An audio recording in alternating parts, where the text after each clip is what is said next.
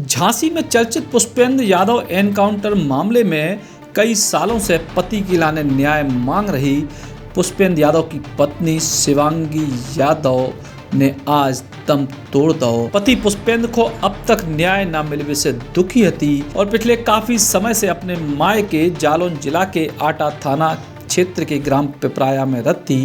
बुधवार सवेरे शिवांगी यादव को शव उनके कमरा से बरामद भव है।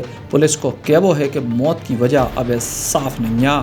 वही वजह है जो सरकार से अभी तक कोई न्याय नहीं मिला है, वही परेशान है। रात को 11:30 बजे तक तो हम लोग साथ में बैठे रहे हैं। मामले को 5 साल बीत गया है, फिर भी इसमें कुछ कार्रवाई वगैरह हुई थी?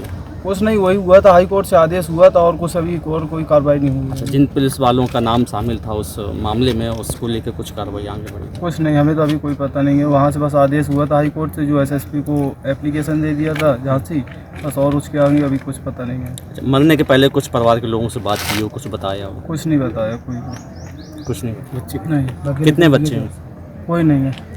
बच्चे नहीं? कोई नहीं। 3 महीने हुए शादी के 3 महीने बाद तुरंत एनकाउंटर हो गया था। पापा क्या करते हैं बच्ची के?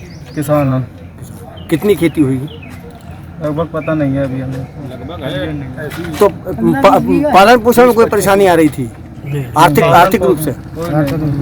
यही था कि 4 साल हो गए, पति की हत्या हो गई और शादी के तुरंत बाद, और अभी तक कोई सुनवाई नहीं हुई। एनकाउंटर हुआ उसका पता नहीं है अभी तक कहाँ है वो, क्या। उत्तर प्रदेश के पूर्व मुख्यमंत्री अखिलेश यादव ने घटना को लेकर ट्वीट करी है और पूरे की पूरी घटना को सत्ता में विश्वास की हत्या बताओ है।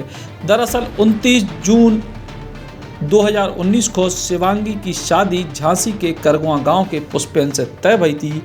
शादी के 4 महीना बाद 5 अक्टूबर 2019 को झांसी पुलिस ने पुष्पेंद्र को एनकाउंटर में मार गिराओ तो पुलिस ने पुष्पेंद्र पे आरोप लगाओ तो कि उनने मौत थाने के इंस्पेक्टर पे हमला करके उनकी कार लूट के भागने की कोशिश करी और इसके बाद एनकाउंटर भाव। लेकिन ये पूरे मामले को फर्जी बताओ परिजनों ने, परिवार के लोगों ने कोर्ट में यूपी पुलिस के खिलाफ याचिका दर्ज करी थी, जिसमें कोर्ट ने एसआईटी को गठन करे तो और फिर दोषी पुलिसकर्मियों के खिलाफ मुकदमा भी दर्ज करवाओ गो तो।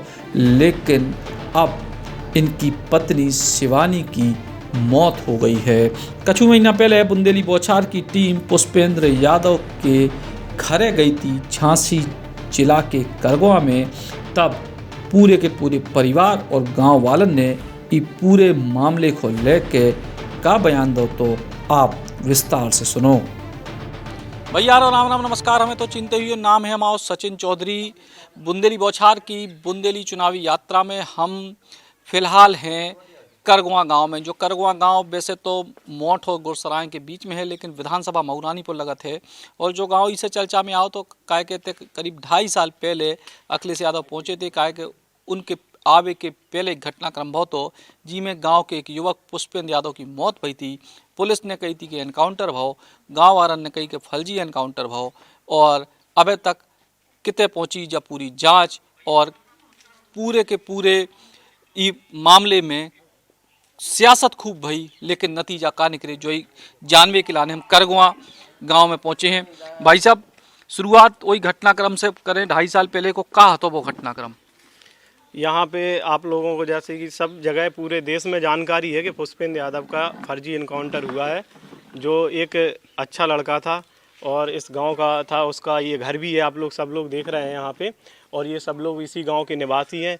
जिसमें एक धर्मेंद्र चौहान जो मोठ कोतवाली SHO दरोगा जी थे, उन्होंने फर्जी इनकाउंटर किया पुष्पेंद्र यादव का और उसको ये बताया कि वो गाड़ी लेके भागा, खनन माफिया था, जबकि उसके खिलाफ कोई FIR नहीं है, ना ही उसने कोई ऐसे कार्य किए हैं जो उसको इनकाउंटर के लिए मजबूर करें।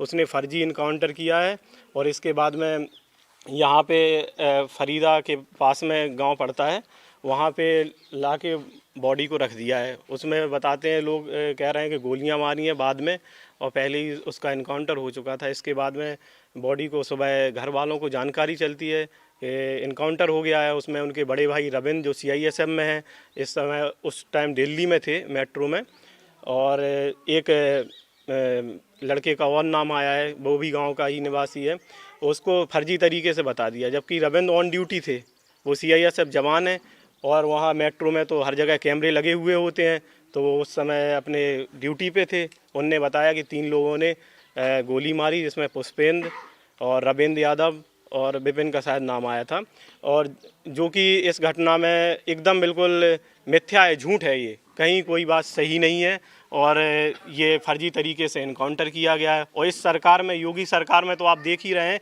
ना जाने कितने यादवों सहित पंडित, अदर कास्ट के लोग जिनके फर्जी इनकाउंटर हुए हैं। कोई व्यक्ति अगर होटल में जाके रूम लेता है तो पुलिस आके उसको मारती है और गोली भी मार देती है, मार पीट के, और बोल देती है कि ये जुर्म किया है या कोई भी। ऐसी कई घटनाएं आपके सामने आ रही हैं, आप लोग देख रहे हैं। विकास नाम तो है ही नहीं। आजकल आप देखते हैं कि यहाँ पे कोई भी चीज़ ऐसी नहीं है कि जो इन्होंने विकास के नाम पे की हुई। झांसी में तो तमाम ऐसे कार्य हैं, आप देख रहे होंगे कि यहाँ पे एक जिजारपुरा डैम है जो 5 साल से अभी अधूरा पड़ा है। अगर आपकी जांच ही होनी थी तो आप 1 साल में उसको पूरा करा के, अगर कोई दोषी है तो उसको सज़ा मिलनी चाहिए। किसान 50 गांव के लोगों को उससे सिंचाई के लिए पानी मिलता, तो वो पानी भी पर्याप्त मात्रा में, उनके जो किसान आदमी परेशान हैं उन्हें हर खेती के लिए पानी उपलब्ध हो जाता। और इस सरकार ने कोई काम नहीं किया, चाहे वो शिक्षा हो, चाहे सड़क हो, चाहे हम कहें कि पुल वगैरह हो। आपने देखा होगा 5 साल में सपा सरकार में जब थी 2012 के टाइम पे, उस समय अखिलेश यादव जी ने वो पुल बनवाया था, सीपरी का ओवरब्रिज, तो वो अभी चालू हुआ है, अभी कर पाए उसको पूरा, जबकि वो अखिलेश सरकार का बना हुआ है। इनने उसकी घोषणा कर दी है कि हमने उसको स्टार्ट किया, जबकि इसके अलावा कहीं भी आप बताएं एक भी पुल बना हो झांसी में। चाचा, जब जो घटनाक्रम बहुत हो उसके बाद 2-2.5 साल में जांच की बात करी गई, उसके बाद कछु अभी तक भाई जांच कुछ नहीं हुआ। ऐसा है कि इसके 2 भाग होते हैं। किसके? प्रजातंत्र के रक्षक लोकतंत्र के कौन होते हैं? 2, एक होती है न्यायपालिका और दूसरा न्यायपालिका होती है एक रक्षक मैन, और दूसरा होता है व्यवस्थापिका। इसके 3 अंग हैं। अब इसमें न्यायपालिका संविधान की रक्षक होती है। आप देख रहे हैं कि न्यायपालिका का अत्याचार है कि एक जरा से एक नाजुक, एक मासूम बच्चे की हत्या एक पुलिस के द्वारा करने के बाद भी आज तक सुनवाई नहीं हुई। और आज एक लखीमपुर खीरी के कांड में कितने किसानों की हत्या हुई, और देखिए आज 3 दिन पहले उस आशीष मिश्रा को जमानत दे दी गई न्यायालय। न्यायालय अंधा नहीं है, नहीं, एक न्यायालय अंधा है और दूसरी ओर एक तानाशाही शासन का रूप धारण कर चुका है। लेकिन मैं इस बात को जाहिर करता हूं कि इस वक्त वो तानाशाह कुछ भी नहीं है, नथिंग। इस वक्त सत्ता किसके हाथ में है? जनता के हाथ में है।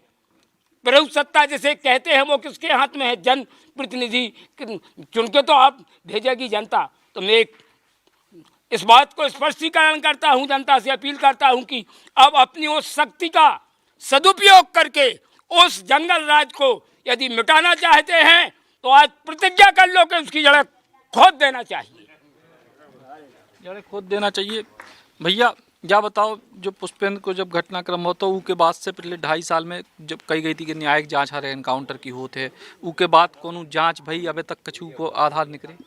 देखो ऐसा है, सबसे पहले तो सरकार किसकी है ये आप जान रहे हो। सरकार की सरपरस्ती में ये एनकाउंटर हुआ है, ये तो हर व्यक्ति जान रहा है। क्योंकि जो दरोगा था वो था ठाकुर, और जो यहाँ के SSP थे वो भी ठाकुर थे, उनके रिलेशन थे, ठीक है।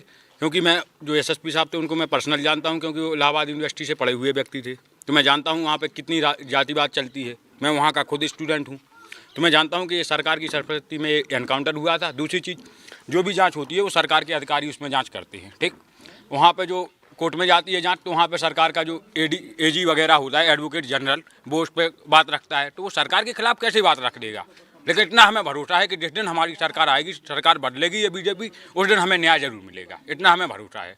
नहीं तो कछु जांच को परिणाम जानकारी मिली गाँव वालों को कि जांच भई के नहीं भई के को आगे का? नहीं, अभी कोनो जानकारी नहीं मिली, ना कहूँ पतो है भाई आऊ अपनी जाँच कर ले जात, जाँच के नाम पे आऊ तो परेशान और करत के जो बताओ वो बताओ, वो कछु नहीं सबूत मिटाबो है, वो कछु का है वो सबूत मिटा रहा है भी तो अपनी 2.5 साल में सबूत ही मिटाया हुआ, कछु नहीं करो।